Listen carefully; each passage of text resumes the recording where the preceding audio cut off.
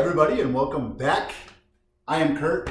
I am excited because this week is Thanksgiving. Thanksgiving is my second favorite holiday because nothing beats Halloween. And it's better than Christmas. It's the best holiday because it's everything Christmas wants to be, just without all of the gift-giving obligations and the stress of shopping and all that jazz. I am really excited because Thanksgiving is coming up. Today is Sunday. Thanksgiving is on Thursday. I am going to cook a Thanksgiving feast that can't be beat. And I do want to do a little Thanksgiving special, but because I'm making a feast on Thursday, I don't want to make another feast today and then another one on Thursday. And as much as you know what, I'm thankful for all the YouTubers out there watching my videos. So that's what I'm thankful for this Thanksgiving. But as much as I am thankful for all of you, I don't want to make a video on Thanksgiving Day. So we're going to do a little special, do something quick and easy. We're going to make some apple cobbler, which is a quick and easy dessert to have with your Thanksgiving feast. It's not so traditional because it's like a pie. It's just the easiest way of getting all of the pie-like stuff, flavors, deliciousness, sweetness, without all of the trouble of actually going through and making pie dough and making pies, which, in my opinion, are difficult to master. This is the quick and easy apple cobbler to complement a Thanksgiving feast that can't be beat. Again, like a cobbler, I feel like the person who invented cobbler was like, you know how when you're trying to make an omelet or you're trying to make like sunny side up eggs and you mess them up and you're like, heck with it, I'm just gonna make scrambled eggs instead. I feel like that's what a cobbler is, or how it originated. Like somebody was trying to make a pie and they got all frustrated and ticked off and they couldn't master it and they just said, screw it, I'm throwing all the ingredients just into a big mash and we're just gonna bake it. And it's going to be just as delicious, just without the structure of a pie. That's what a cobbler basically is. What we're going to do is make a syrup, or like some sort of like apple pie syrupy type filling. We're going to make what's pretty much just a super simple cake batter. We're going to throw it in this pan and we're going to bake it until it's nice and delicious and doughy and cakey and awesome and sweet and appley and sweet and delicious and awesome. But it's just going to be this delicious mash of appleness and sweetness instead of the actual structure of a pie. This recipe, I normally make a recipe. Here's what I'm doing today.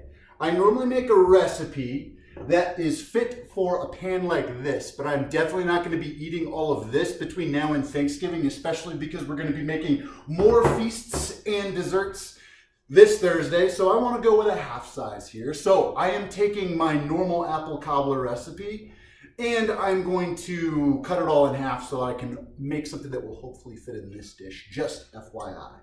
What we're going to do is take 3 apples. We're going to prep them and we're going to start prepping them by peeling them, and then we'll cut them up nice and thin. Let's go.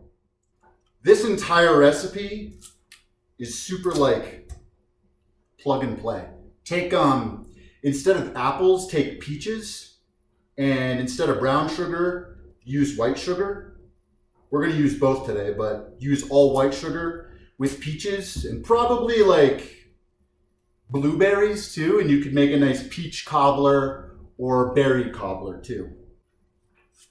I'm using Honey Crisp apples today.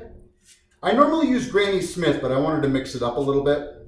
But the thing is just don't pick an apple that's too sweet. I love Gala apples, Red Delicious apples. But you actually don't want to use those. You want to use something that's a little bit more tart to balance out the sweetness of the sugars that we're going to add to this recipe. So Honey Crisp is what I'm using today. You can use something like Macintosh or Granny Smith apples as well. But yeah, just get something like that.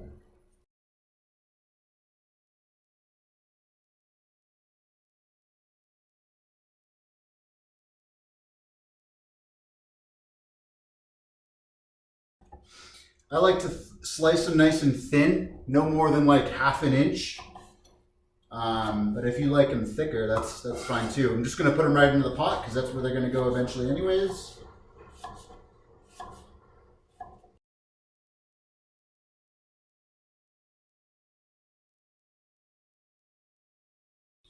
See that? Like some nice thin, apple slices, apple chunks. I like them nice and thin but you just want nice thin, like little, like kind of like chips, you know?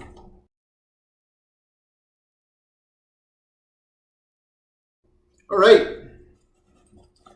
So as I previously mentioned, we're basically just going to cook this into a syrup. So I'm going to take half a cup of water and half a cup of brown sugar, dash of cinnamon, dash, and I mean dash of cloves. Like, seriously, a little goes a long way here. Just a dash of cloves. So you probably want, that's half a cup of water, half a cup of brown sugar, probably about a teaspoon and change of cinnamon, and just a little tiny dash of cloves, ground cloves. We're gonna put this on the stove and let it simmer. Probably about 10 minutes, but more or less depending on what you like. I like this a little bit thicker and syrupier, so you're gonna let it simmer a little bit longer. Just get it down to the consistency that you want. You wanna get these apples nice and cooked and brown and all that jazz. Filling has been simmering maybe like 5 minutes now. It's coming along nicely. You know, the apples are softening up. We're gonna keep letting that simmer and cook down more. I'm gonna get started on a couple other things by preheating our oven to 350 degrees and mixing up some dry ingredients for our batter here. In this bowl, I have 3/4 cups of all-purpose flour, 1 tablespoon of baking powder, half a cup of white granulated sugar, and 1/4 teaspoon of salt. These are our dry ingredients for our batter. We're just going to get these good and mixed up so that way we can get them ready for the wet ingredients.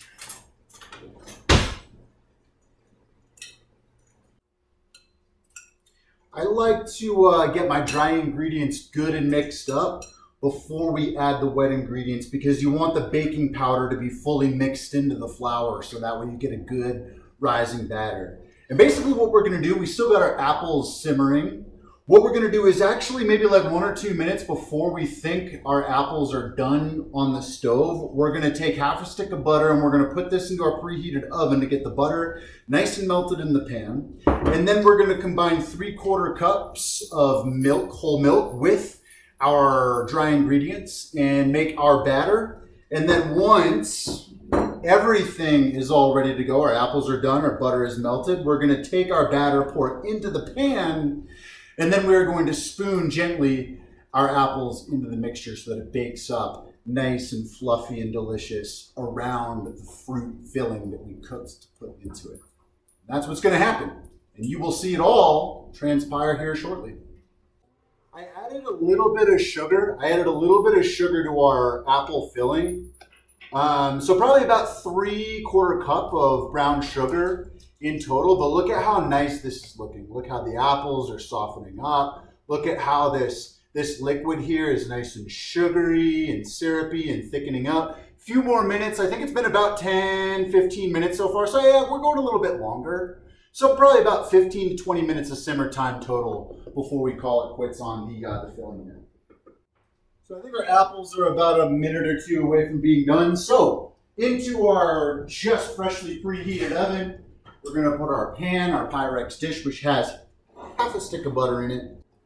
Our apple pie filling is looking just absolutely scrumptious here. Look at this. Look at this delicious apple pie filling. Cobbler filling, not pie filling. It's not what we're making here today. You want this nice, delicious, syrupy type apple stuff going on. We're going to mix.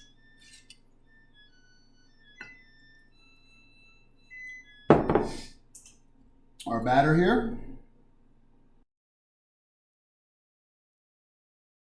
Got some beautiful, beautiful batter here. You know what? You know what would go really good with this is a little bit of, just gonna put a dash of cinnamon into our batter here. Ooh, look at that.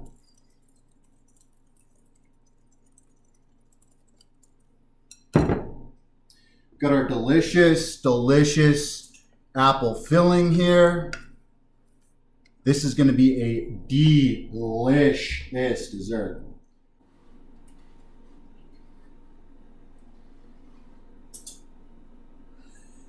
Can you back up, please? Back. You need any help? Hey. Oh my God. As you can see, our butter has melted beautifully. That is quite the intent. You know, I like to kind of like toss it around a little bit, make sure everything's nice and evenly coated down there. You got plenty of butter to go around. We're simply just going to dump all of this. Basically, just dump all of this in here. Dump it all in. Dump it all in. And this, our apple filling, just dump it all in. I like to just kind of like spoon it in and make sure it's all kind of evenly spread out. But basically, you're just going to dump all of this in. Get all your syrup in there, your delicious apples, your delicious syrup, everything. Dump it all in. Now this is going to go back in your oven. We're going to put it in the oven. We're going to check on it in 20 minutes. Our cobbler is in the oven, but have no fear, we have plenty else to work on. We get to work on potentially the best component of this, which is a little homemade whipped cream topping. Pretty simple.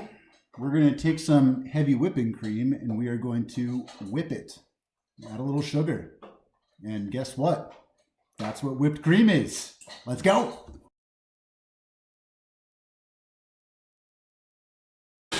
Running this on high for I don't know how long, just until it gets to whipped cream.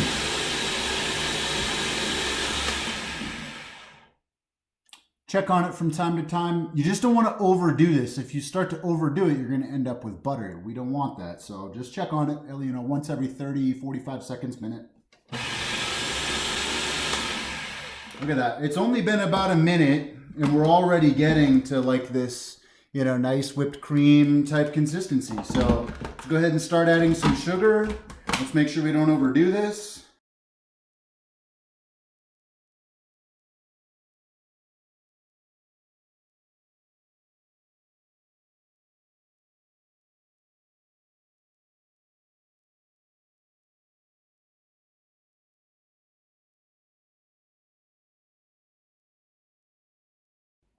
All right, so I took it out. I took it out of the food processor, and that was a 16-ounce bottle of heavy whipping cream, and I added probably in total about half a cup of sugar to it. And then I took it out so I can stir it up the rest of the way because you don't want to process it. Like I said, you don't want to process it too long. So, you know, once you get it to the consistency, you like just take it out and you can stir it up, you know, by hand here. You've just got like the most beautiful, most delicious, sweet whipped cream here that you'll ever have for any dessert whatsoever. Very simple, very easy, and greatly increases the significance of your whipped cream game. Let's go. It's been 20 minutes. Let's see what we got. Oof, oof. It is not done. It is looking good. So I actually don't know exactly how much time this is going to take. I've never cooked a half recipe before. The full recipe calls for 50 minutes. I'm guessing we're going to need close to 50 minutes because it's going to need to bake all the way through. But since it's a smaller dish, I'm assuming it's not going to need quite 50 minutes. So we're going to throw a dash of cinnamon on top and we're going to toss it back in the oven and check on it again in, let's say, 15 minutes. We'll check on it again in 15 minutes. It's been another 15 minutes. This is how we're looking. It looks absolutely beautiful, but I do think it needs another 5, maybe 3 to 5 minutes. It has been another 5 minutes. So 40 minutes of total cook time for half of a recipe. And I do believe it's ready to come out. So I'm going to pull it out and show you what we got here. Boom. Look at this. Look at this. This looks and smells and just oozes deliciousness, brilliance, beauty, sweetness, fall, holiday, festive feelings and emotions. This right here is the essence of Thanksgiving, the fall, the harvest, holidays. This right here, this apple cobbler is everything you want in your house when you're cooking a holiday feast, be it Christmas, be it Thanksgiving. This is simplicity. This is ease. This is delicious and festive all at the same time. This is what brilliant people do right here. Don't overcomplicate it this Thanksgiving. Don't break your back making a pie. Make an apple cobbler, make some whipped cream. This is everything that you want in an apple pie with a fraction of the work. And delicious apple, festive, holiday wonderfulness, all in one, easy to make. Serve it hot, serve it cold, serve it the next day after reheating it. This is brilliant. This is just a brilliant, brilliant thing to do for your Thanksgiving dinners or holiday dinners or Christmas dinners or whatever. Brilliant. All right, this is it. This is what we're going to do. You're just going to take a spoon. You're just going to spoon some out for yourself.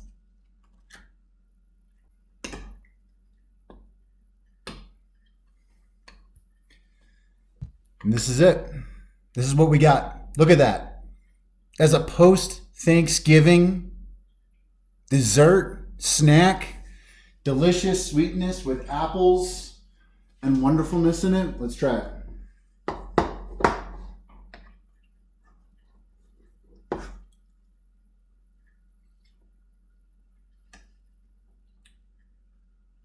Still warm in the middle. It's nice and soft and warm in the middle. And the top of it just barely started to get like a little hard. So you got a little bit of like a sugary crust on top. The contrast between the warm, sweet center and the cold, delicious whipped cream is just outstanding. This would be good hot. This would be good totally cold. You can make this the night before and then make it, just heat it up after Thanksgiving. Don't break your back over a pie. Don't break your back over a pie this Thanksgiving. Make it easy on yourself and just make a cobbler. Make a delicious apple cobbler. That's good. Nice job. So good. So good. Cheers.